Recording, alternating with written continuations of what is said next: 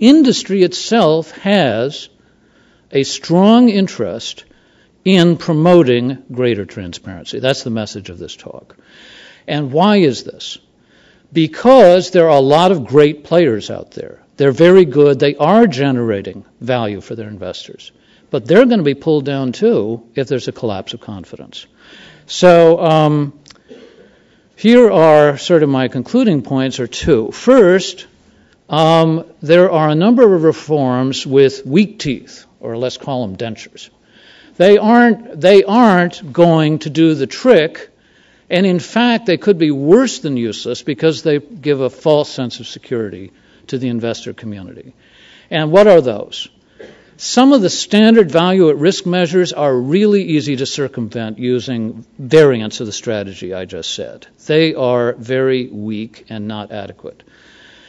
Much in the air is the idea of postponing managers' fees. Well, it'll go some distance, but it's pretty easy to get around that too using, again, a variant of the method that I'm talking about.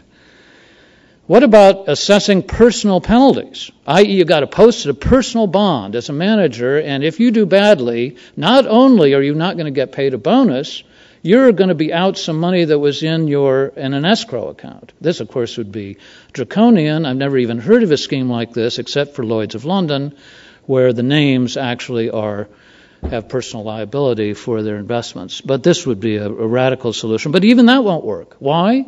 Because basically it means that even the smart managers, the startup guys, aren't even going to want to participate in the scheme to begin with. Either they don't have a personal bond to post, or they won't want to do it.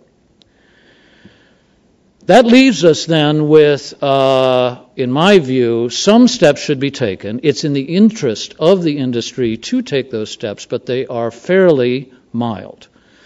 As somebody who does research in this area, I have to tell you that the amount of data, reliable data, about hedge fund returns is appallingly low. Hedge funds need to be registered at inception. Their managers' names need to be known.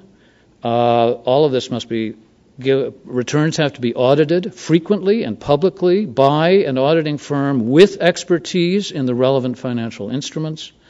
And finally, what is not the case now, unless it's voluntary, when a fund closes down, we don't even know the final value paid out to the investors. So actually, this business about crashes, and that causes the fund to close down, we don't even know how often this is occurring in the data. So as an absolute minimum, I would suggest, and I don't think this is terribly controversial, we need to have registration, regular reporting on the part of all hedge funds, and I actually think it's in the interest of the leaders in the industry to promote that.